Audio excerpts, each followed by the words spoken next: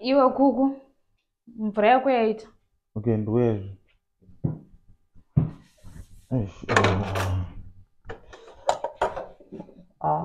Kuna tsvina iri pasitovu. Unosiya tsvina yazara pasitovu sei? Aune uyanga iwe. Unozopa zvimwe zvoboha. Ndinogeza chirudzi. Asi chiko ndichazviklina sha. Kwewe chiko. Iwe uchimu nomurume ukitchen. Zvokitchen siyana nazvo. Atora mvura yako inogezwa kanyarara. Ione pamuromo. Kana ndichiri ndega ndaita sei? Andaita zvokitchen unga ndaita zvokitchen. Ndichiri ndega ndaita zvokitchen. Wari saka ipapo waretika neuchi unoti waizvitira wega chicha ngokutadza ungoklina wakanyarara. Saka zvodotanga udinetsana neni ndozvine. Chingoklina ka wakanyarara.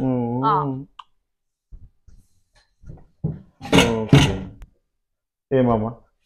Nombe wabvunza kuti kana warora mukadzi angaite mazuva mangani kuti ugozotanga kumuroora? I mean kuti kana uchangobva kumuroora zvezvo ungatora mazuva mangani usati wamuroora kuti udzinge kumuroora type pati gasi?